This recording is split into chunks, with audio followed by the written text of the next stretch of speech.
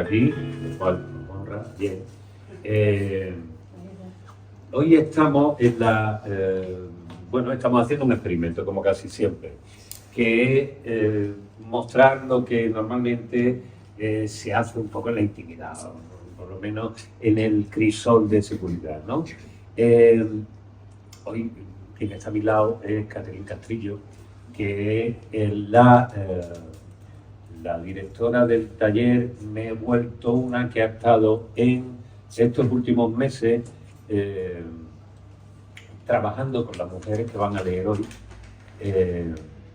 sobre el tema de la escritura creativa autobiográfica. Escritura para mujeres creativa autobiográfica. A partir del desarrollo que haya tenido, que nos lo van a ir contando en dicho taller, con experiencia previa o no como escritora, han ido desarrollando, bueno, pues una confianza, un trabajo, una historia, y algunas ya han publicado en alguna ocasión, otras no, otras casi el debut absoluto, así que os voy a pedir como mínimo apoyo, comprensión, sororidad y todas las cosas que hagan que nos sintamos como en casa, ¿vale? Aquí ha traído la vela protectora Katy, que ya nos quita todos los espíritus y tal. Si tenéis mucho calor, no hay más posibilidad de meter más frigorías. Si tenéis frío, echáis la rebequita por encima o os acercáis y tal, porque si lo cortamos vamos a pasar mucho calor. Y en fin, es como un estado menopáusico en el que vamos a entrar todos, ¿vale? Para sentirnos integrados. Hemos llamado a este evento Todavía no me conoce, ¿no? Con la idea, digamos, de pensar un futuro o no, como escritora conocida.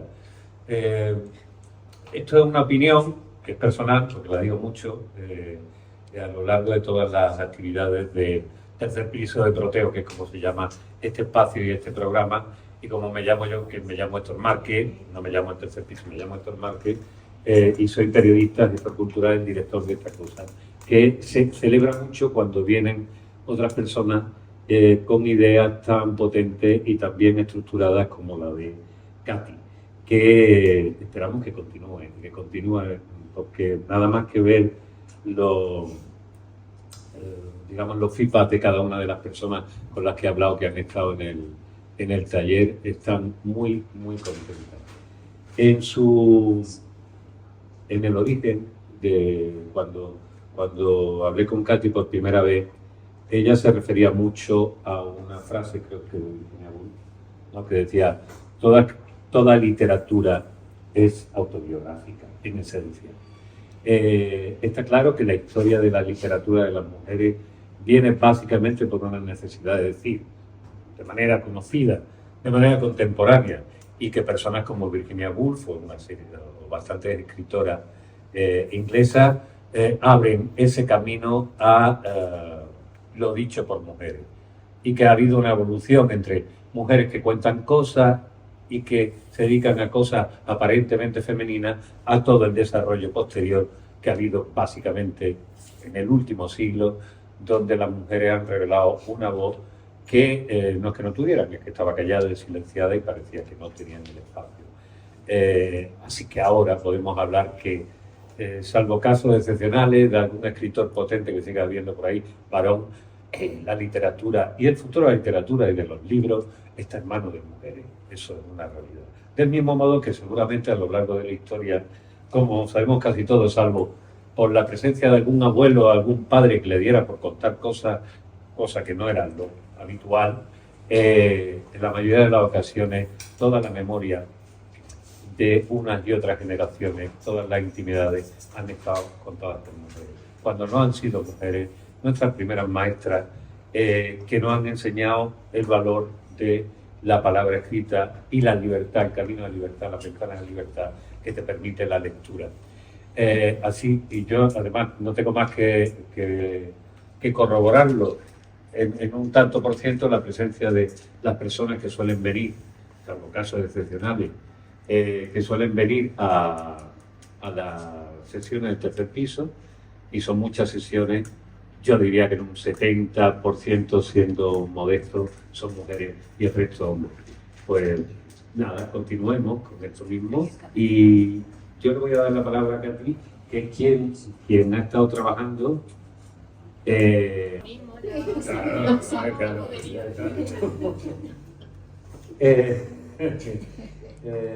Bueno, como decía Catherine, que es escritora de Venezuela y lleva viviendo, ¿cuánto tiempo lleva? 3 años. 3 años. 3 años en Málaga y ya está malagueñizado. Sí, ya soy antequerana. Ya es antequerana, ya es como un mollete, es como la porra. El acento todavía no lo tiene, es mucho mejor tuyo que Y aquí está revolucionando poco a poco este panorama y metiendo piececito poco a poco, ¿no? Que es como también las mujeres suelen hacer las cosas y acaban saliéndose con la suya. Eso ya lo sabemos. Entonces, bueno, cuéntame un poco cómo ha sido el proceso de este taller y cómo es el salto, porque también para algunas de las mujeres que estáis aquí, esto de salir por primera vez y mostrarse públicamente es un tirón, porque no es cualquier escritura, es escritura autobiográfica. Sí, bueno, gracias Héctor. Gracias a todas, a todos que nos acompañan hoy acá. De verdad, este es un espacio sobre todo para las compañeras del taller, para que sean ellas las que tengan especialmente la palabra el día de hoy. Como decía Héctor, para algunas es la primera experiencia de lectura, y la primera experiencia de lectura nunca se olvida. Una lectura pública, quiero decir, ¿no? Como compartir un texto, ya sea autobiográfico o no, cuando se hace por primera vez en un espacio con personas que no necesariamente forman parte de nuestro círculo más cercano, suele ser eso, ¿no? Como lanzarse un poco al vacío. Pero yo sé que hemos además construido entre nosotras un espacio muy bonito de contención, de respeto, de escucha, de mucho acompañamiento, que también permite que haya hoy esta confianza para compartir esos textos en los que han trabajado las chicas, en los que han puesto mucho esfuerzo, mucho trabajo creativo también, y lo que creo yo que también es importante, mucha confianza en la voz propia, mucha confianza en sí mismas.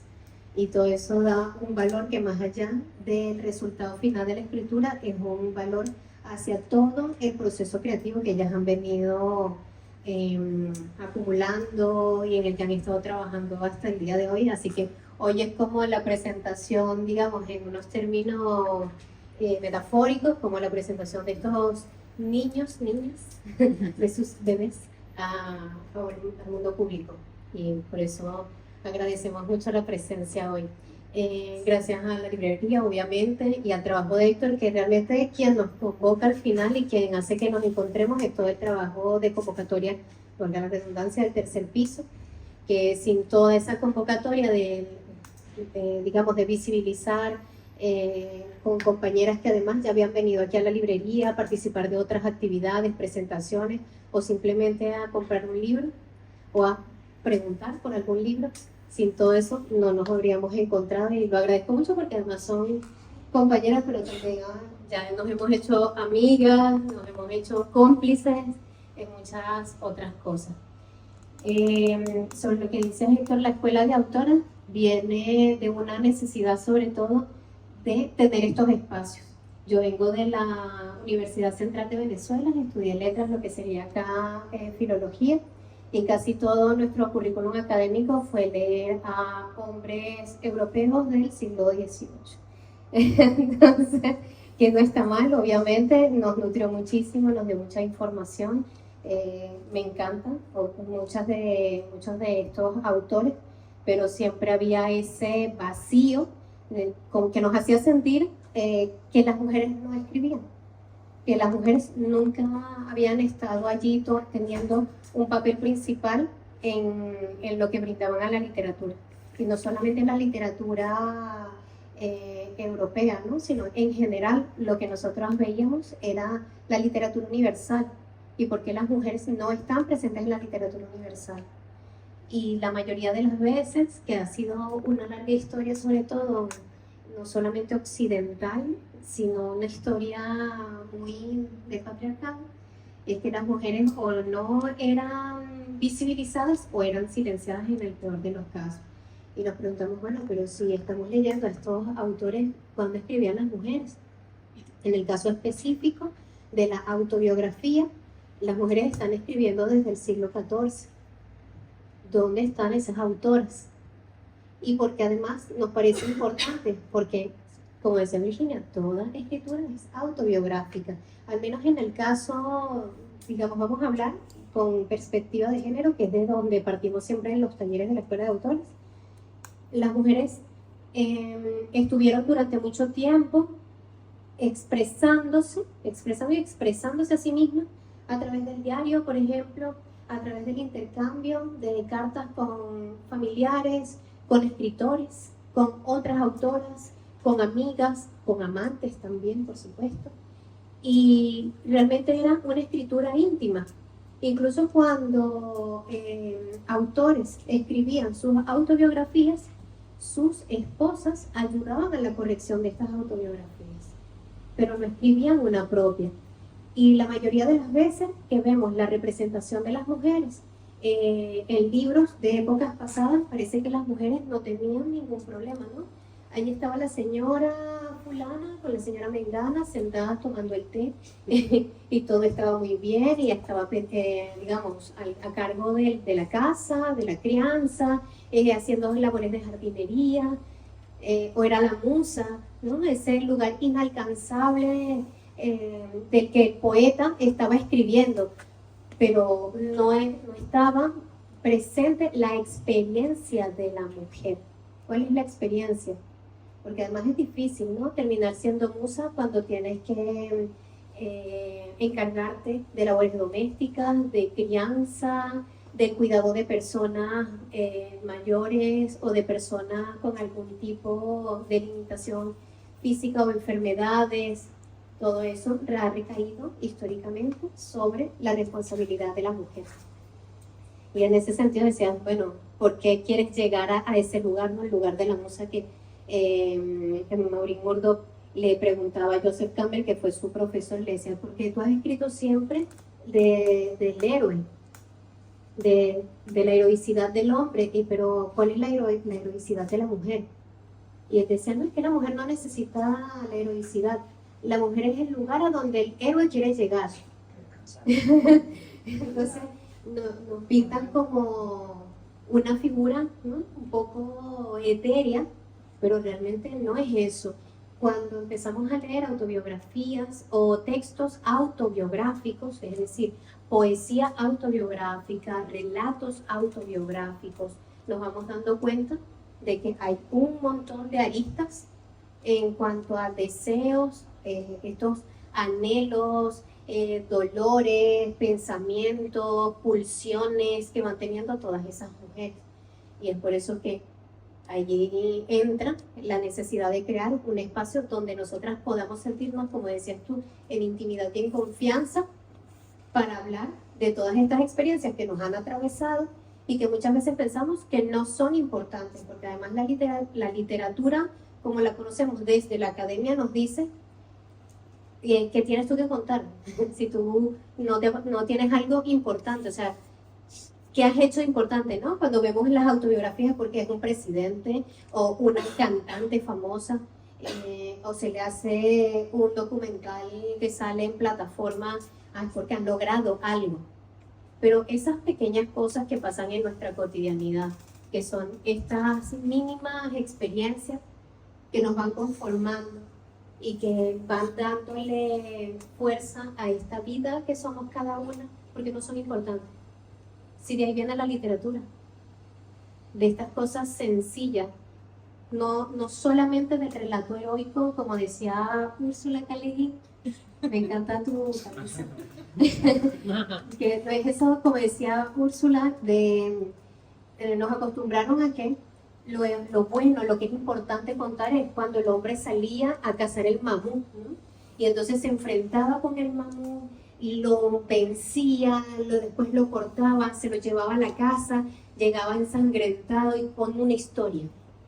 Pero encima de eso he descubierto que las mujeres también calzaban mamú exactamente igual que los hombres, con lo cual que nos han dejado un poquito el género ya. Así es que incluso además, si eso no lo hubiese hecho, incluso si las mujeres no hubiesen participado en la gran matanza heroica del mamú, las cosas que hacían ellas, según nos cuentan, ¿no? El relato académico o el relato formal, esta cotidianidad de nosotras ir guardando todo, ¿no? Vamos a recoger semillas, vamos a recoger la cosecha y vamos todo guardándolo, ¿no? En una bolsa, en un cuenco, como esta idea también de que la mujer allí en esta cotidianidad de hacer pequeñas cosas iba conformando algo que recogía, que daba sostén, que daba sustento, que acompañaba,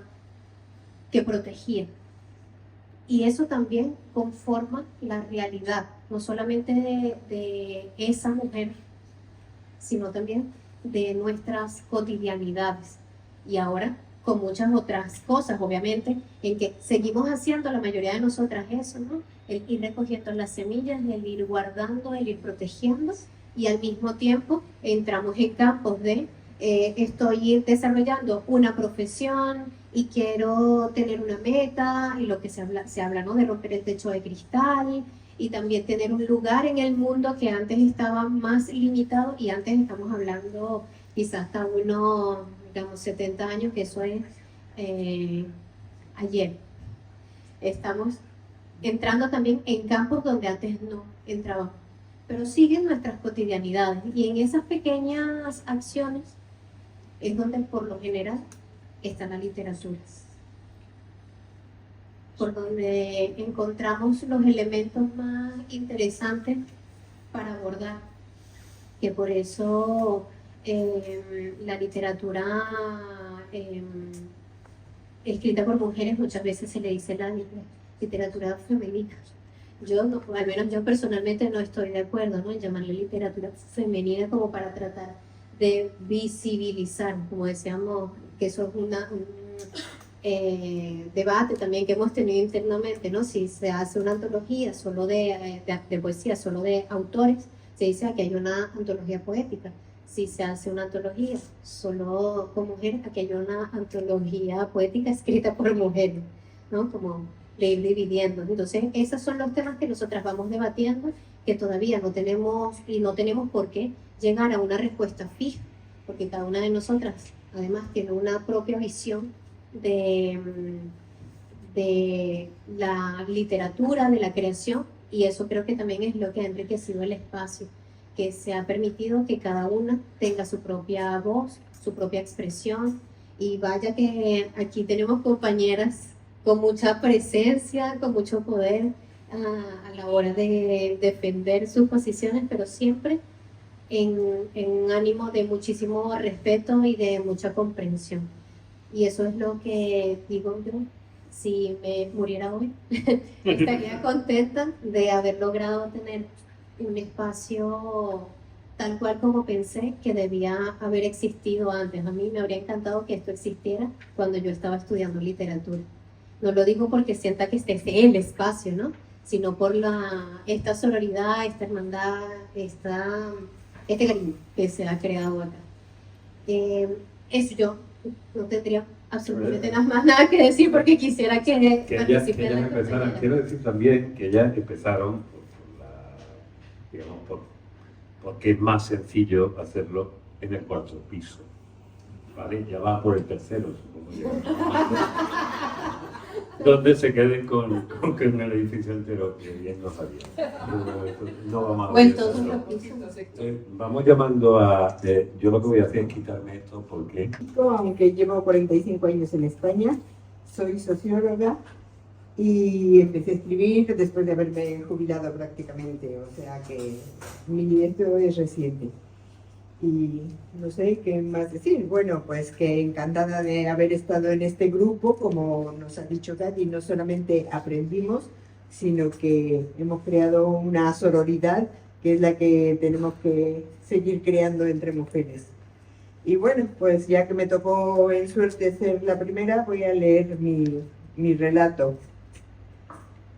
Me siento incómoda sentada, pero de pie. Sí, Sí, yo creo que sí, que la está cómoda. sí, así es. Veracruz. Fuimos unos días de vacaciones. José Luis y yo éramos unos bebés. Él 9 meses, yo 27. Estábamos sentados en la orilla del mar donde las pequeñas olas nos acariciaban y nos balanceaban suavemente. Mi madre con José Luis en su regazo y yo sentada a su lado. Mi padre se alejó un poco para dar unas brazadas. De repente me levanté y me metí al mar para llegar hasta mi padre. Quería nadar igual que él. Lo único que conseguí fue tragar un poco de agua y empezar a toser. Mi madre, ni tarda ni perezosa, pero con toda la tranquilidad del mundo, estiró el brazo, me cogió del calzoncito que llevaba puesto y me volvió a sentar a su lado. Después de estar muchas horas en la playa, llegaba el momento de volver a la humilde casa de huéspedes donde nos alojábamos. Antes de irnos, nos duchábamos en una desvencijada caseta de madera donde había una regadera de agua fría. Primero mamá y nosotros, luego entraba papá, mientras ella nos secaba y vestía. Recuerdo la desagradable sensación del agua cayendo desde lo alto mientras mamá nos enjabonaba.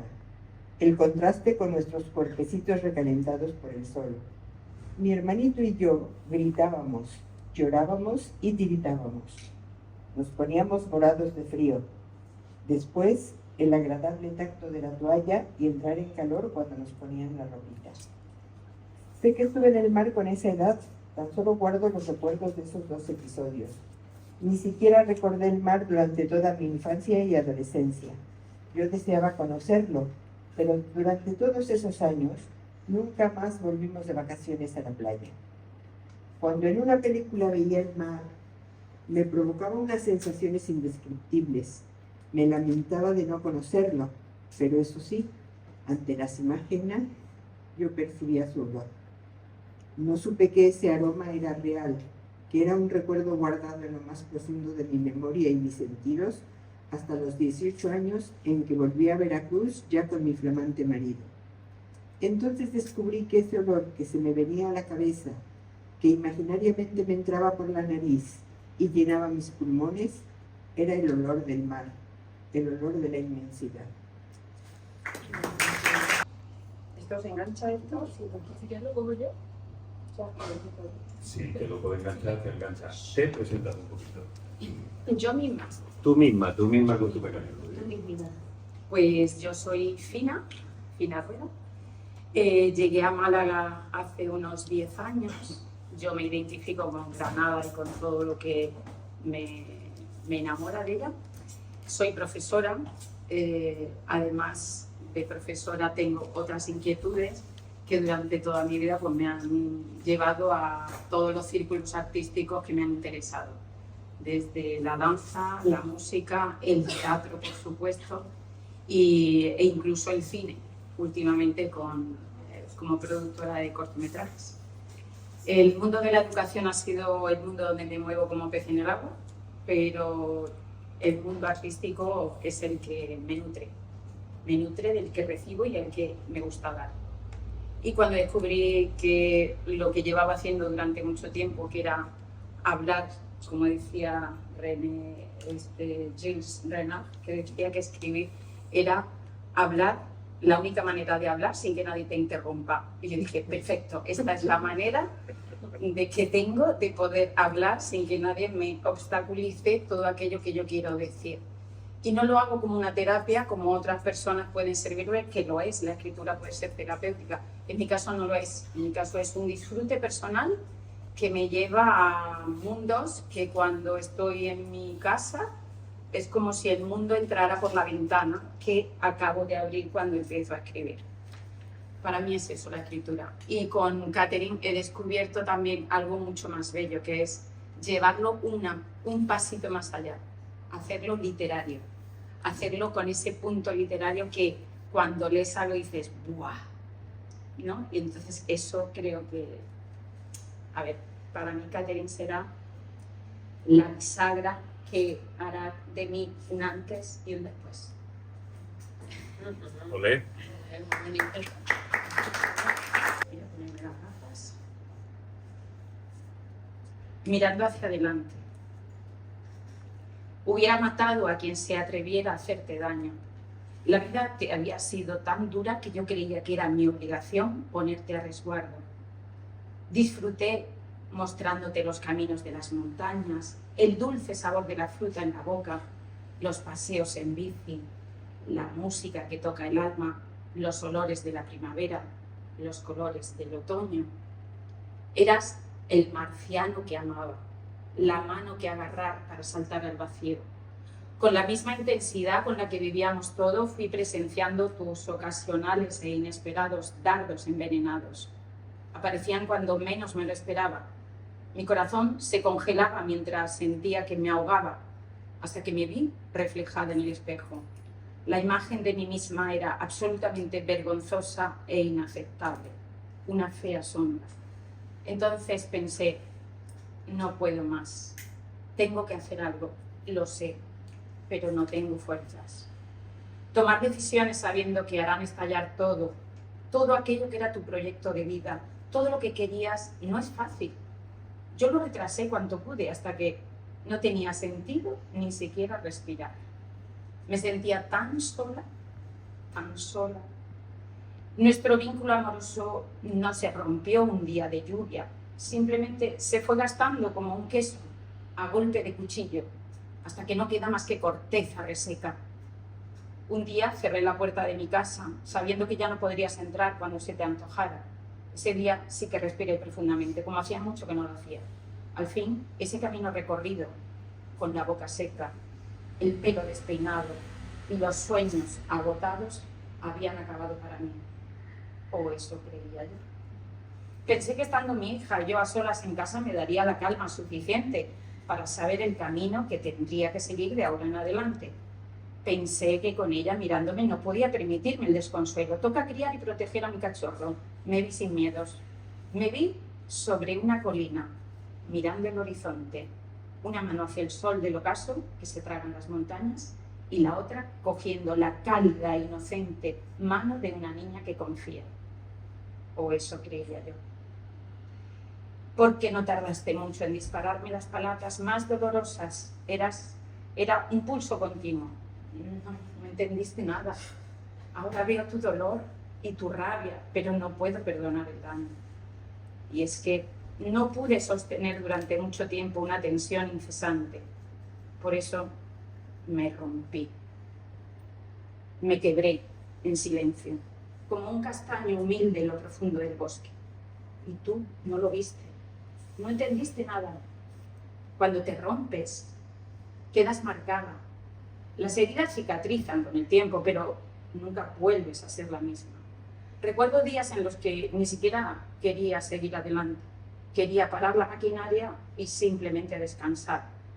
El olor de la nuca de mi bebé hizo que se esfumara esa idea. Me prometí que nunca más descendería a esos infiernos, el abismo negro sin salida. Aprendí mucho, lo más valioso, a quererme. El tiempo de la introspección y las tareas domésticas fueron el mejor anestésico contra el dolor profundo que te desgarra y te quema por dentro. Creo que de esa manera conseguí avanzar, y avancé, vaya que sí avancé. Mirar a mi hija y la magia de sus besos acompañados de abrazos infinitos era y es tener el santo grial a mi alcance, poseer una fuerza inimaginable que brota de mi pecho, otear el mundo desde mi adarve. Y así el tiempo pasó, y así me he convertido en la mujer que camina descalza, sin la protección de la suela, pero sabiendo dónde piso. Quise despedirme de ti cuando me dijeron que tu cuerpo lo estaba devorando el cáncer. De alguna manera te mantuve siempre en el recuerdo de los buenos tiempos. Fui hasta donde estabas porque quería agradecerte tantos momentos bonitos y darte mi mano, esa mano con la que hubiera saltado al vacío contigo antes de que el queso se acabara.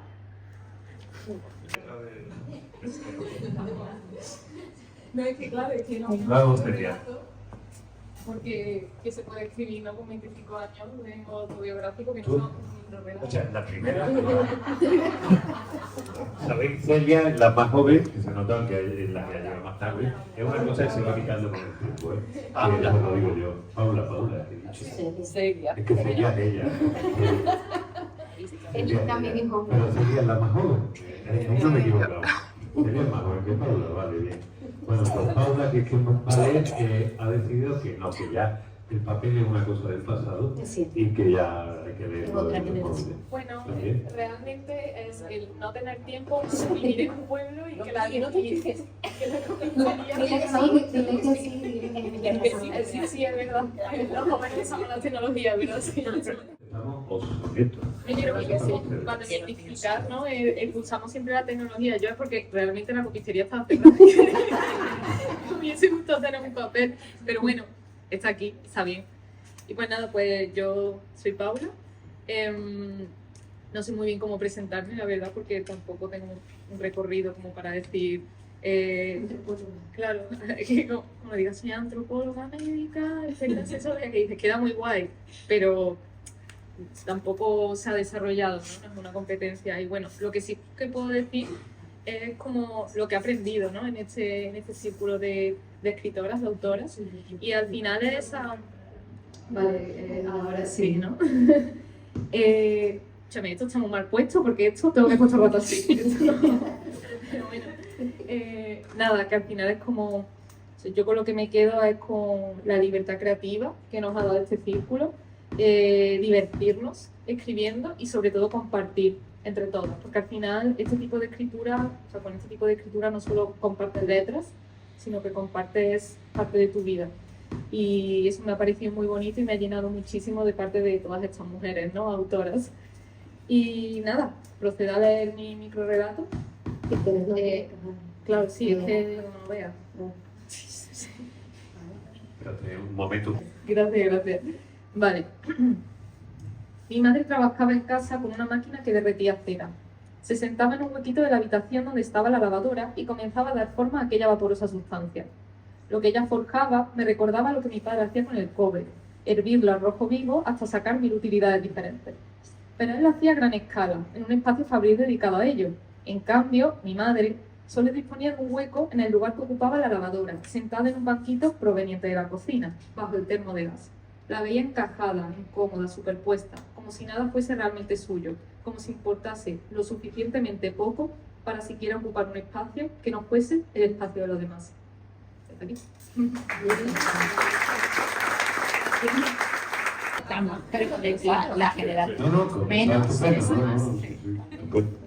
Pero vamos, lo del tiempo de atención. Sí, yo creo que ya comentamos un poco la organización de los textos, que quizá eso, escuchándolo así desde afuera, como que bueno, ¿cómo es el orden de lectura? Entonces hemos... Bueno, venga, me presento un poquito, soy Dori y bueno, llegué aquí a Protero, como tú has dicho, vi el anuncio de este grupo y me gustó mucho lo de escritura autobiográfica. Y bueno, aquí estoy, he sido enfermera 46 años y me jubilé hace 3. A veces he tenido un poquito de escarceo con la escritura, pero últimamente estaba muy bloqueada. Como que cuando escribo me sale muy de tripa y entonces como que no me apetecía, no sé, estaba muy bloqueada. Y la verdad agradezco mucho a Catherine y al grupo que ha sabido respetarnos en nuestros tiempos y poco a poco ese bloqueo se ha ido deshaciendo. Y aquí ha salido por ella y por todas, porque la verdad se ha ido deshaciendo, porque se ha creado también el grupo un ambiente de mucho cariño, donde me he sentido muy acogida y arropada y con mucho respeto todas. Entonces esto ha hecho que me lance. Y aquí está esta historia que llevaba mucho tiempo dentro de mí y el parto no ha sido hasta ahora, pero el parto ha sido un poquito. Pero bueno, aquí estoy y el parto ha sido gracias a vosotras. Porque Y a tu experiencia como enfermera. y aquí estoy en los últimos dolores, esto del parto. Que la verdad que no estoy muy acostumbrada a leer en voz alta, o sea, sin voz alta, es la primera vez que leo así que perdonadme un poco si no me gusta.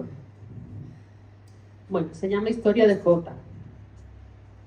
El vacío que dejó fue grande, aunque pasó corto tiempo con nosotros. El hueco donde estaba colgado se hacía notar por su ausencia. Llegó a casa una tarde de 1970. Yo tenía 12 años. Papá lo trajo al hombro como un costalero. Mi madre se espantó al verlo y subiendo la voz asombrada le dijo: «Pero hombre, ¿dónde vas con ese jabón?». Y girando su cabeza al techo, que así mostraba ella desesperación, seguía: «Dios mío, qué harta estoy, harta, muy harta, de cosas que no tienen ni pies ni cabeza». Efectivamente, el jamón no tenía ni pies ni cabeza. Mi padre, muy diligente, cruzó la pequeña salita de entrada pintada de verde, con grandes manchas de humedad en sus paredes.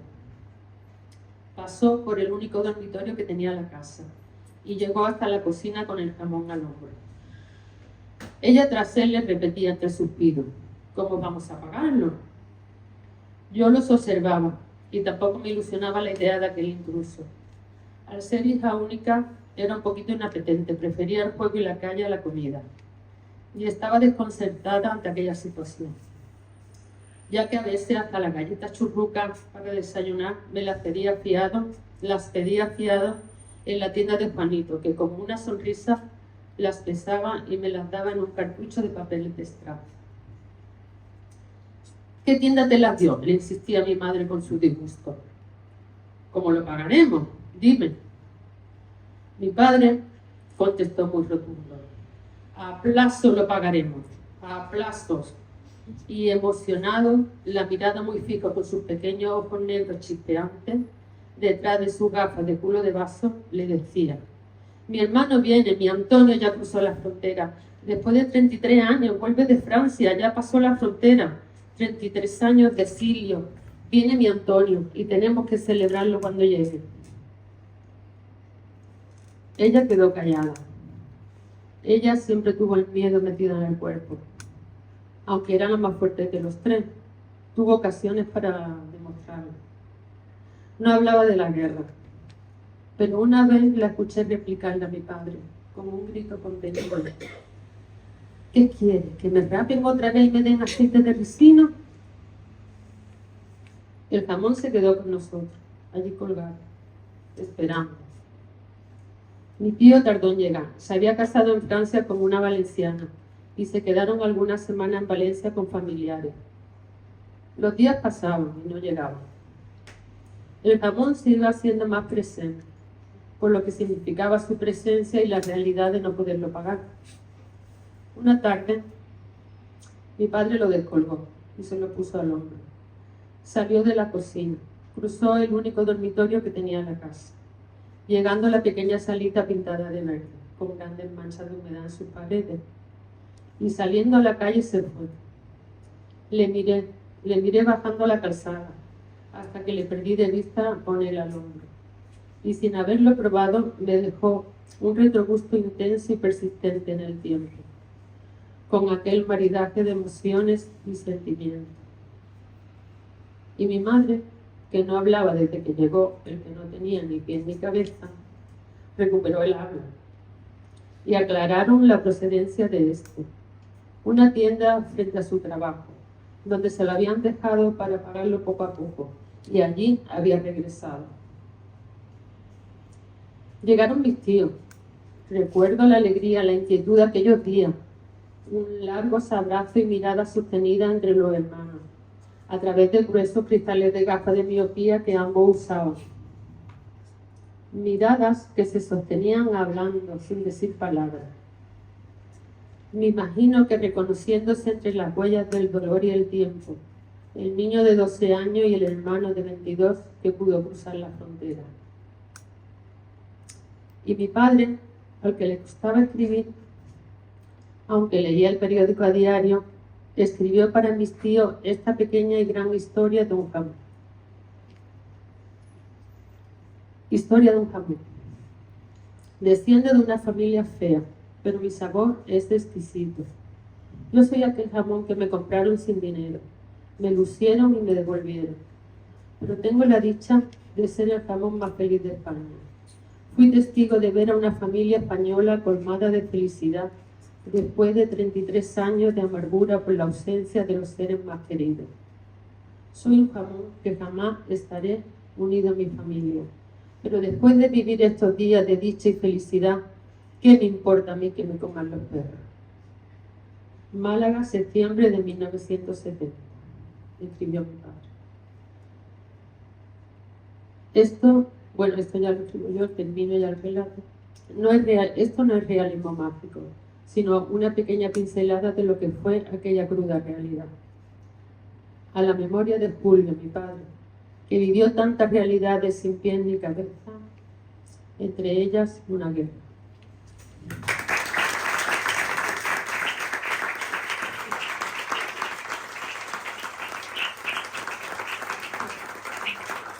Integral y de personalidad emotiva.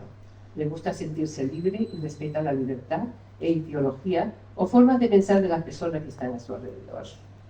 La flor también ha sido usada como símbolo de la resurrección de la Virgen María. Se llama Azucena. El tema es la condición sísmica de la vida, el temblor del alma que habla por sí al enfrentarse con la muerte y buscar la sobrevivencia. Pues así comienza la historia de Azucena, una mujer libre que vive sola en una casa amplia, escondida en las montañas azules, cuando yo la conocí en 2007. Pero antes, os quiero contar el por qué se encuentra allí tan aislada y cómo ella misma contó su historia. El choque de un pronóstico de 3 meses de vida la lleva a considerar al suicidio. El temblor y temor que la acompañaba en este momento fácilmente se podría describir como resignación, pero iba más allá, profundamente invadiendo el alma. Serenamente considera su vida hasta ese momento y construye un matrix con 2 columnas, pero iba más allá, profundamente invadiendo el alma. Serenamente, considera su vida hasta este momento y construye un matrix con 2 columnas, mostrando lo que ya había logrado y lo que podría seguir haciendo. En ese momento se da cuenta que la lista de cosas logradas, como familia, trabajo, forma de vivir, las experiencias personales, los viajes a muchas partes del mundo, profesionalmente como directora ejecutiva de comercio exterior y con altos cargos de la administración pública. Sus 2 hijas, bien criadas, educadas en Londres, ¿qué más podría ella querer? Nunca antes había tenido problemas de salud, nada se reponía. Era el fin. Llamó a una de sus hijas y le pidió que viniera porque le quería pedirle un favor. Minuciosamente describió su intención de cometer un suicidio y que lo haría en México. ¿Por qué en México, mamá?, preguntó la chica de 27 años, periodista de profesión, de dulce temperamento y de gran confianza y amor entre ellas. Se llamaba Ariadne, sí, aquella que en mitología griega salva a Theseus del laberinto para escapar la muerte en manos del Minotauro. Cariño, allí puedo comprar unas pastillas muy efectivas que se administrarán a caballos, pero, pensándolo bien, no sé qué pasaría con mi cuerpo. Yo tomaría la pastillita con un martini en un hotel de lujo, pero necesito que vengas para hacerte cargo del cuerpo. No quiero morir en un hospital y haciendo sufrir a todos los que esperan mi muerte. Ariadne se mantuvo callada mientras que Azucena explicaba el proceso y cuando hubo una pausa del monólogo de locura de Azucena, la hija exclamó: excelente idea, mamá. Solo que tendrás que comprar 2 pastillas. Sí, claro. Ella de vuelta, claro, para asegurarlos. No, respondió la hija, para que yo me tome la primera y me veas morir. Como tú me estás pidiendo que yo haga contigo. De pronto, como una confetada, se despertó de su estado de ánimo y se dio cuenta de lo que estaba haciendo sin pensar por un momento el impacto y el dolor de la hija. Perdóname, hija, respondió con lágrimas. No sé lo que estoy diciendo. Espera, mamá, dijo ella, al cirujano esta semana y después podemos ver todo lo más claro juntas. Así se tomó unas pocas decisiones de la vida que quedaban por ver antes de someterse a experiencias como jamás nadie se puede imaginar, luchando entre vida y muerte. El cáncer estaba en la etapa 3 y el tumor de colon estalló saliendo y siendo atrapado en la grasa de la barriga. Todo fue rápido y sin ningún control de su parte, dejándose llevar por el tsunami que hizo explotar todos los sentimientos de su vida cómoda y estable. Pero en fin, creo que ya debo seguir contando de que Azucena se salva. Y cuando toda la operación y tratamiento se cumple, se muda a esa casa, de la cual ya os hablé, las montañas azules. La vida es bella.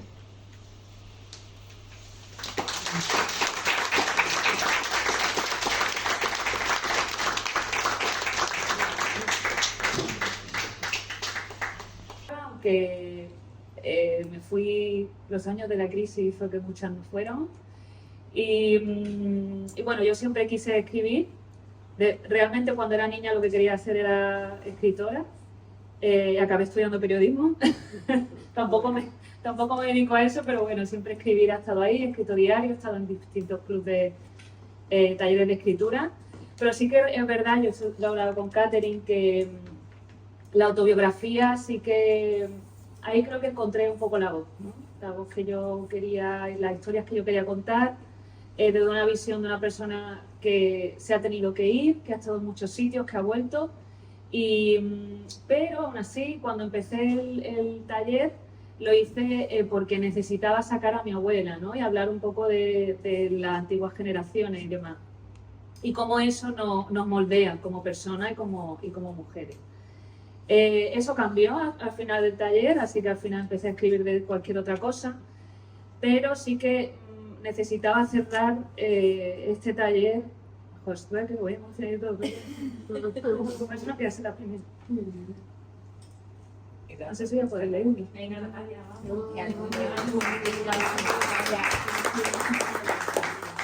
No se puede. Pues quería escribir sobre mi abuela. Es que no sé si me va a servir. No, pero para que te lo eches en la cara. Una pastilla ahí. Una pastilla. Bien. Hay que disociarse. Sí. No tiene título. Mi abuela no tenía una habitación propia. Dormía en un sofá-cama que se hacía y deshacía cada día en nuestra casa. Se pasaba horas sentada en un rincón del sofá con los ojos cerrados y las manos entrelazadas en su regazo. Ese era también mi lugar favorito, donde tenía mis juguetes y dibujaba. El único lugar de la casa en la que a las niñas se nos permitía ser. Ese sofá era también el lugar donde me acurrucaba con ella. Le tocaba sus brazos flácidos y llenos de arrugas, la carne endeble por la edad. Yo me tumbaba en sus piernas, boca abajo, y me hacía cosquillas en la espalda. Mi abuela se fue en un instante. Llevaba semanas sin vivir en casa.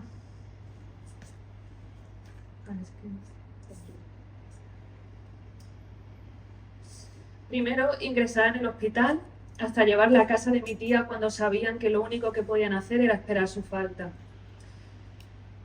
El día de nuestra despedida estaba tumbada y llevaba una máscara de oxígeno. Mi hermana y yo entramos en la oscuridad de una habitación iluminada y solo recuerdo la ropa de cama toda rosa. Mi abuela alargó sus brazos y nos tocó a cada una. Sus manos estaban llenas de arrugas venosas y de lunares por efecto del sol. Todo el que la quería estaba en esa habitación, pero solo recuerdo silencio. A la mañana siguiente mi abuela se había ido muerto.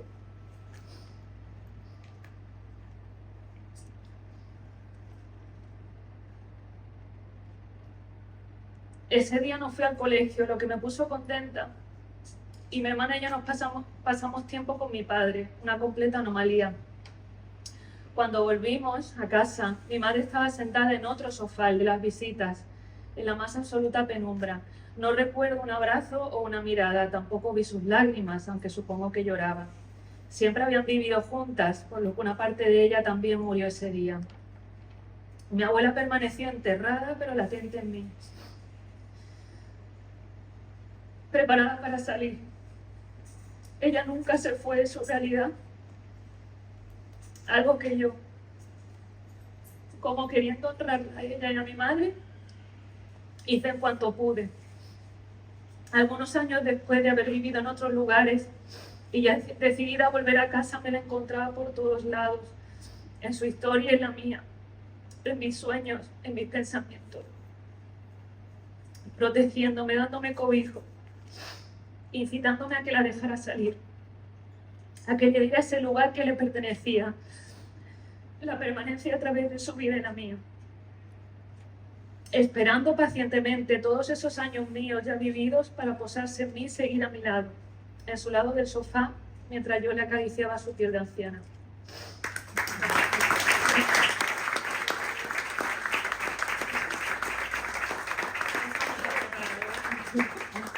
No estaba preparado, no había aquí un tipo de sensación. Analizar el texto, sino en lo honestas que somos en la escritura, en lo diáfanas que somos en la escritura, y que esa honestidad, esa sinceridad con respecto a lo que sentimos y a lo que queremos contar es lo que termina dando el valor de estas historias que hoy estamos compartiendo acá. Y por eso decía que le agradecía mucho que estuvierais acá, porque realmente la escritura autobiográfica revela también muchas vivencias que son muy personales, que muchas hemos decidido guardarlas y que si en algún momento las compartimos, siempre es importante dar valor, respetar y comprender, ¿no? Tener empatía con eso. Quizá también por eso es que hemos creado un ambiente en el que no nos juzgamos, no nos presionamos, no nos criticamos, porque estamos compartiendo con otras personas que la mayoría estamos viendo por primera vez en nuestras vidas algo muy valioso. Y para eso hay que tener mucho valor, mucha fortaleza en creer en nuestro, como decía al principio, en nuestra voz, tanto emotiva como creativa. Así que le agradezco a todas, a cada una, por el valor de estar acá compartiendo estos textos, no solamente, bueno, con Héctor, que lo hemos visto en otros momentos en el que se ha acercado, sino con todas las personas que nos forman parte de ese círculo de seguridad, ¿no? De nuestros afectos. Sí, verdad, nuevamente gracias por eso. Lina. Yo soy Lina, nuevo, porque últimamente hace un tiempo que aprendí que traer como las dos partes, ¿no? Lo masculino y lo femenino. La lectura, creía que iba esto es la presentación. Yo cuando escribí la presentación decía que la lectura siempre está presente en mi vida desde pequeña. Me acuerdo que el círculo de lectores llegaba cuando era chico, me acuerdo de esa imagen. He leído siempre. Desde hace un tiempo, ahora ya de adulta, hago cosas con la lectura, soy mediadora de lectura y tenemos hacemos encuentros de terapia literaria, que tengo aquí algunas de mis queridas lectoras también. Y la escritura, yo en tercero de le dije a mi señor que yo quería ser escritora. Bueno, y eso se quedó ahí. Y cuando vi la propuesta de Catherine, ¿te acuerdas que te dije? Fue un impulso, me apunto aquí, ya. Y durante el tiempo que fue el taller, los sábados por la mañana era como el momentazo de la semana. Ha sido como algo súper mágico por cómo hemos podido compartir. Me acuerdo que el primer día, creo que fue Natalia la que hablaba, ¿no? de nuestros ancestros, de nuestras ancestras, de nuestras abuelas. Y yo últimamente, en estos últimos meses, bueno, por a nivel terapéutico y a nivel de las constelaciones, pues tengo muy presente a mi abuela. Y hoy la traigo aquí. Marina suena a mar. Sabe a dulce y huele a hogar. Marina canta. Canta sin parar. Da igual que esté contenta o triste, porque ella canta para volar. Marina es calor, refugio y amor. Mi abuela Marina, con su pelo blanco, su delantal y su bastidor. Así he decidido recordarla a mi memoria. Sentada en su butaca de la entrada, entonando una de esas melodías que cantaba sin parar y bordando. Ella bordaba, cocinaba, cosía, limpiaba y mientras cantaba para volar. Mi abuela Marina era pobre de dinero, pero era rica de alegría, por eso cantaba sin cesar. Ella cosía en la casa de arriba, una vecina que era rica de dinero, pero no lo era tanto de alegría. Se quedaba hasta tarde y luego bajaba con la cena para compartirla con mi madre y con mi tía. Un huevo frito con su yema y con su clara, y pan, mucho pan para mojar. A veces el huevo tenía 2 yemas y había más pan y más alegría. Mi abuela Marina salía a comprar con 3 reales, porque era pobre de dinero, pero hacía un puchero cargado de sabor, porque también era rica de imaginación. La alegría de mi abuela Marina se hizo más grande cuando yo nací. Me cogía, me abrazaba y me cantaba. Tomaba mis manitas y las ponía entre sus generosos pechos para calentármelas, y me llenaba de besos, palabras bonitas y amor, mucho amor. Recuerdo sus manos, cálidas, regordetas y habilidosas, siempre ocupadas. Manos que no descansaban nunca, salvo cuando me acariciaban. Mi abuela Marina no fue a la escuela, pero sabía muchas cosas, porque también era rica en sabiduría. Sabía cuándo iba a llover por cómo olía el aire. Sabía de qué humor venía mi abuelo con solo oír sus pasos al entrar. Sabía contar cuentos sin saber leerlos. Y sabía curar la fiebre con friegas de vinagre, con canciones y con amor. Mi abuela Marina era el centro de su hogar. Ocupó ese espacio sin hacer ruido, sin pedirlo, sin exigir ese lugar. Pero todo giraba a su alrededor. La mesa, los horarios, las decisiones importantes y hasta las discusiones. Ella no mandaba, pero ordenaba el mundo con su presencia. Marina también era rica en generosidad. Cuando había poco, ella repartía. Y cuando sobraba, que eran pocas las veces, ella guardaba para después. Su corazón era tan grande que cuando alguien se enfadaba o se iba dando un portazo, dejaba la puerta entornada para que pudiera volver. Mi abuela Marina se fue demasiado pronto, tan pronto que no puedo recordar cómo cantaba, aunque sí puedo sentir cómo me amaba.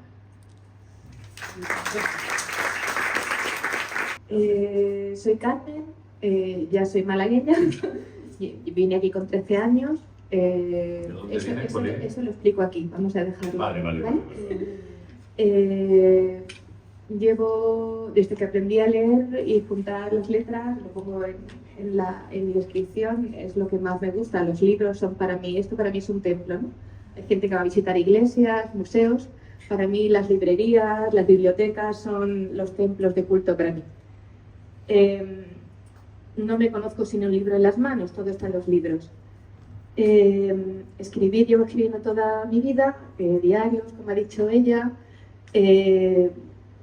y además para mí sí que es una necesidad, o sea, me ayuda a ordenar y reconozco que cuando escribo es como que lo veo todo más claro, ¿vale? Entonces voy a leeros, un texto con el que empecé el taller. Es una manera de cerrar la escuela de autoras para mí, ¿vale? Que es en este espacio que para mí ha sido muy importante, primero por todas las mujeres que he conocido aquí que son maravillosas, ¿vale? Espero que seas escritora, vamos ya, te voy a comprar el libro. Y he disfrutado muchísimo, el ambiente ha sido de confianza, de seguridad, ha sido un espacio de acogida y deseaba los sábados yo también. Para mí los echo de menos. ¿Vale?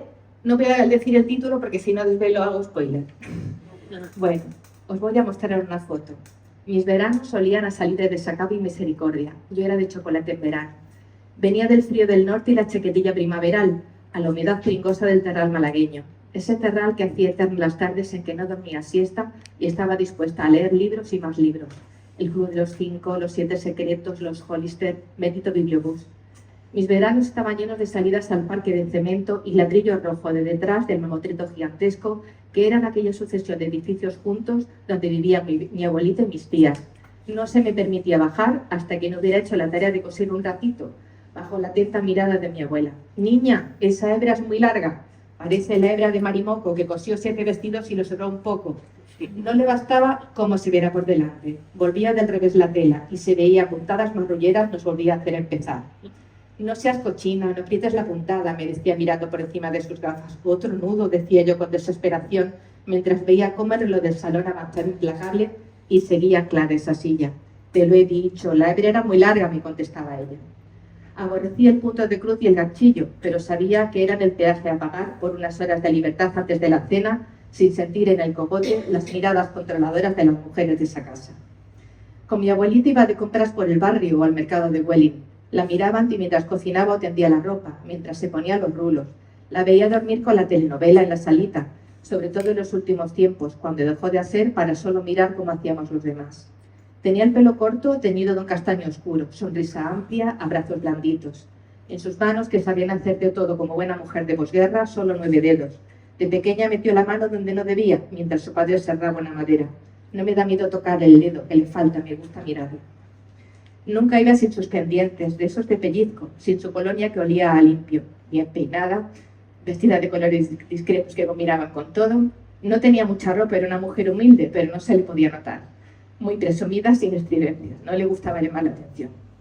El piso donde vivía ella y sus hijas solteras eran realmente 2, unidos por el tabique del pasillo. 2 cocinas, 2 salones, 2 terrazas y 4 dormitorios.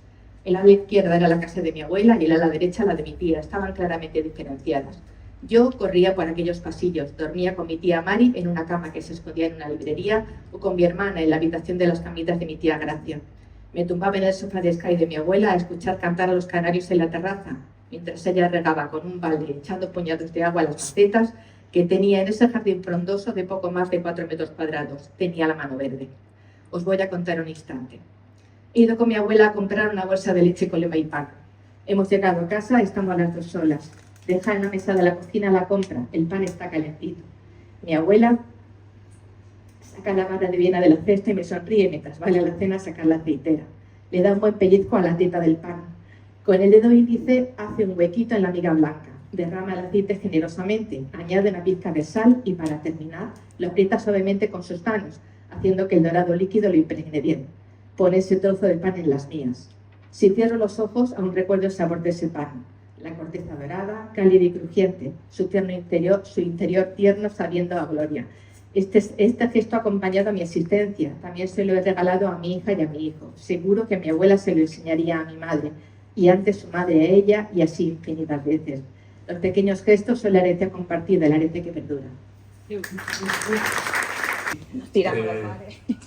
Los estriches emocionales literarios de cada una de nuestras compañeras, no sé si lo primero dejar que el público que está ahí ahora mismo calentito pues diga y opine, apunte, pregunte, ¿no? Porque nosotros ya hemos hablado un rato, así que... Y bueno, como el taller terminó quizás hace 2 meses, no sé muy bien, pero quizás 2 meses, ahora con la distancia es que me encantan. O sea, ya los conocí algunos de ellos, pero ahora como que han crecido mucho en estos 2 meses. Han crecido y me ha encantado todo. Nada más, solamente decir eso. Gracias, Maite. Además que Maite... aquí en muchos meses, después del verano, tú estás presentando aquí un libro, o como yo me llamo en formato. Venga, por favor. Mira, ella dice, no. O sea, No nos ha enseñado nada. ella no ha enseñado nada. No, es que no. Porque tú no estás editada aquí en España, ¿no? Acá no, pero es que además me parece muy es mi apreciación, me parece muy de mal gusto, ¿no?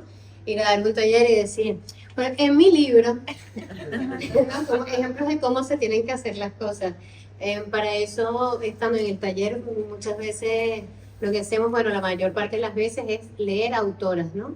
Leer, por ejemplo, a Marise Condé, a Annie Arnaud, leemos a María Quinqué, leemos autoras de muchas partes, de muchas épocas, con varios géneros literarios también. Hemos metido poesía, hemos metido novela, hemos metido cuentos cortos, o sea, ha habido mucho, pero con tanto que hay, viste, no voy a llegar, que me pasó siendo estudiante, que mis profesores llevaban sus libros. Porque eso es lo que hacen todos los profesores.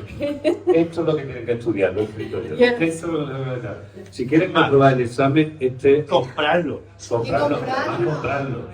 Y como a ti se te ocurriera decir otra cosa, porque claro, nota que había escrito aquello, lo había copiado de otro y de otro y de otro, y tú decías, claro. Pues yo me llamo Lucía y solo quiero deciros que he venido aquí acompañando a mi mujer, porque conocía, bueno, las dos conocemos a Lina, y ha sido una delicia escucharos a todas.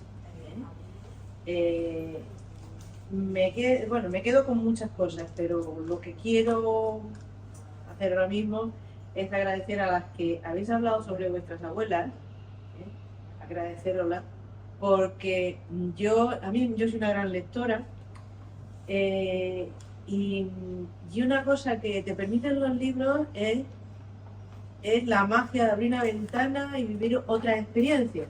Entonces, en mi caso, mi abuela materna no llegué a conocerla porque murió antes de que yo naciera, y a mi abuela paterna la mala sombra es que vivía muy lejos. Yo vivía en Cartagena y ella vivía en Granada, y hacíamos muy poquitos viajes, y cuando estábamos era muy poquito tiempo.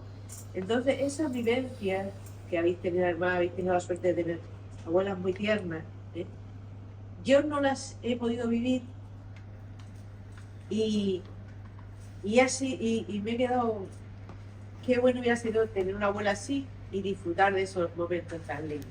Así que muchas gracias por compartirlo. Y me gusta mucho la lectura, pero escribir me cuesta la propia vida y no lo hago, ya me gustaría. Os digo que he llorado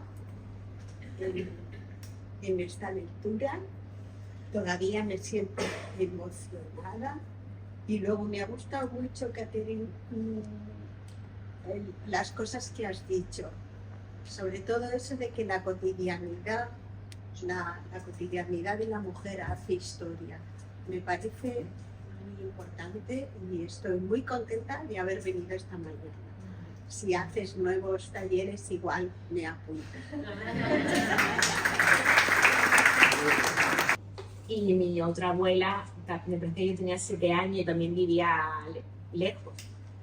Yo te invito a que las recuerdes a través de fotos, a través de, bueno, que incluso que puedas traer recuerdos tuyos y tú crees eso que quieres recordar de tu abuela y la traigas, ¿no? De alguna manera. Yo lo que traigo es mucho de lo que he oído de mi madre, que también está aquí, de mis tíos, de lo que yo me he imaginado que era, del lugar que yo quiero darle, un poco como construir eso. Ahora tienes la posibilidad de traerla aquí y darle un poco como esa presencia que tú quieras darle.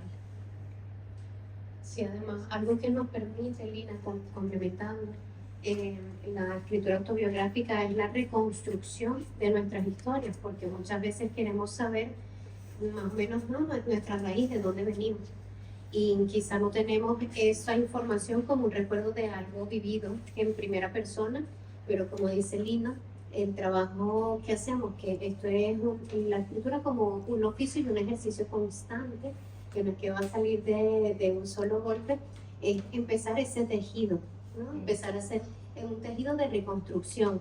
¿Qué me pueden contar mi madre? ¿Qué me pueden contar mis tías? ¿Qué me puede contar una fotografía, una carta? Y algo que dijimos desde la primera sesión, nuestro primer encuentro, es que incluso una lista de compras es autobiografía, ¿no?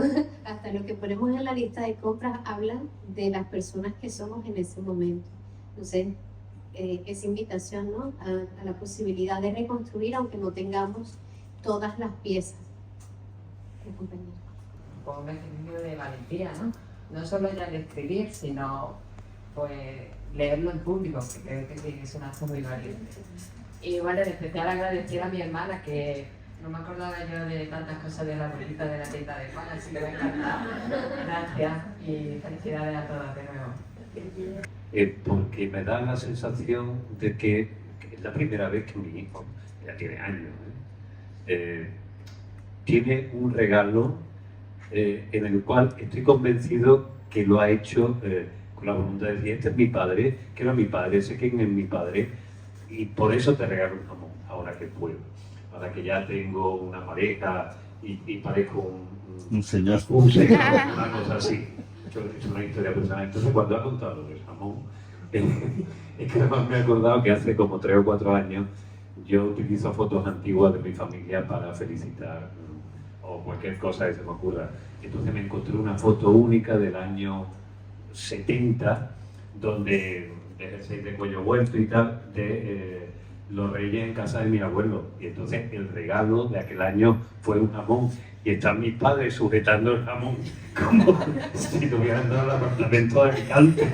Y aquello era el símbolo de, yo creo, de una época muy, muy especial, ¿no? De hambre y de historias. Más gente que quiera.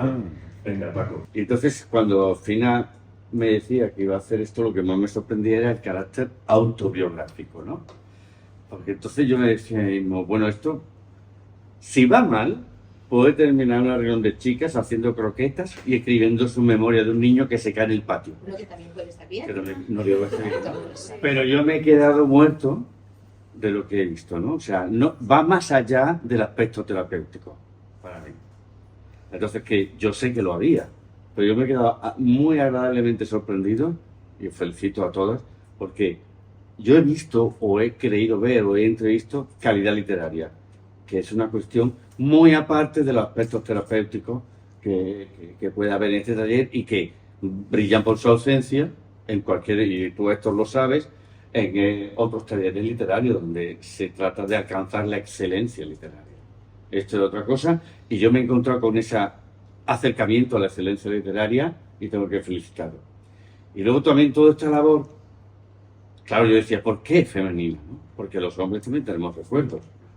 Los hombres también construimos. Y me ha recordado mucho esto porque yo leo a Héctor cuando escribe un podcast o cuando hace un pequeño mensaje de varias páginas, me tomo la molestia. Y Héctor utiliza mucho también la memoria de su padre. Porque es temido, ¿no? Entonces la influencia de su padre de Francia, y narra, ¿no? Entonces los tíos, también tenemos esos mecanismos autobiográficos que utilizamos para escribir, ¿no? Entonces, quiero llamar la atención vuestra sobre los chicos también tenemos autobiografía. Y también lloramos. Y también lloramos. Bueno, a punto está yo de llorar con alguna. Entonces, enhorabuena a todos y enhorabuena a ti. Y a ti, Héctor. Gracias, Paco. Que me haga sentir satisfecha conmigo misma es un trabajo que vamos haciendo con constancia, de a poco, pero por eso es importante siempre que nosotras tengamos referencias, y lo decíamos al principio, ¿no? Que no son referencias solamente de esta autora porque se ganó el Nobel, o Maricé Condé que se ganó el Nobel alternativo, que leemos autoras que en algunos casos que las compañeras han dicho, yo no la conocía, de dónde salió, me gusta, y nos vamos nutriendo de esas lecturas, ¿no? Sí, y compartir este fragmento, por cierto, de Annie Ernaux, que dice: estoy convencida de que somos el producto de nuestra historia y que ésta se encuentra presente en la escritura. Así que cuentan la narración familiar, el medio social de procedencia, las influencias culturales y, por supuesto, la condición derivada del sexo. Tengo una historia de mujer. ¿Por qué arte de magia se desvanecería frente a mi mesa de trabajo, dejando solo a un escritor puro? Noción extraña, de hecho, pues más bien creo que al escribir se activan cosas muy negras y complejas. Entonces, de esto va de nuestro espacio, de hacer una escritura autobiográfica literaria y siempre teniendo en cuenta todas las narrativas y todas las referencias que podamos tener a nuestro alcance y que complementen o que le den valor a nuestro propio ejercicio. Y sobre lo que comentaba de los hombres también escribimos autobiografía, por supuesto. Es que, de hecho, las autobiografías más conocidas históricamente son las de los hombres. Entonces, claro, de hecho, exactamente. Entonces, cuando hablamos eso de autobiografía, nuestras principales referencias son las autobiografías de los compañeros. ¿Eso es malo? No, eso es una realidad. Y por eso nosotras estamos creando también espacios no alternativos, más espacios como círculos de mujeres y encuentros para que empecemos a dar ese mismo valor y ese mismo peso a cada una de estas experiencias que vamos teniendo cada uno. ¿Por qué lo leemos y cuándo lo leemos? Y con los momentos en los que en alto Catherine nos leía un fragmento de un libro que caía por casualidad, era como, ¡guau!, entrar en un modo, una revelación, como si estuviéramos escuchando las palabras, que abrían ventanas en cada una. Era tan bonito que la lectura es, creo, la fuente de nutrición ahora mismo en este taller de escritura. Porque ahora no conocí a mi abuela y todo ese tipo de aspectos familiares, etcétera, etcétera. Entonces, para subir el nivel de discusión a otro, sobre todo para ti, Paco, pues la cuestión de hombres y mujeres, eso es irrelevante. Es la humanidad que está hablando en el libro de alguna manera. Y a mí, yo he agradecido muchísimo que, por ejemplo, Catherine nos traiga a nuestro círculo lectura que yo ya conocía, como Simone de Beauvoir, Virginia Woolf, muchas otras lectoras, escritoras que para mí han sido inspiración. Entonces, ha abierto ese mundo que realmente, porque si fuese solamente hablar de familia y de autobiografía de una forma personal, yo no hubiera durado, ¿entiendes? Porque es tenía otra perspectiva. Además, me faltó en la lectura que os di la descripción de lo que pasa con Azucena, pero al final os quería decir que lo que dijo Carl Jung fue de que, porque además hemos llorado internamente, ¿no es verdad? Todas hemos sentido la lectura de todas. Entonces yo quería decir, porque la mía terminaba con una frase de Carl Jung, que era un psicólogo que ya es bien conocido mundialmente, en el que decía esencialmente de que entre el sufrimiento y el placer reside la vida humana. Entonces, es todo así. A mí me ha encantado ir a todas, porque es como, de pronto, ese dolor, esa forma de sufrir que habéis presentado, como yo misma también he presentado, era una forma de decir, ha habido un sufrimiento, pero también hay el placer de compartirlo con alguien, como vosotros, en este momento.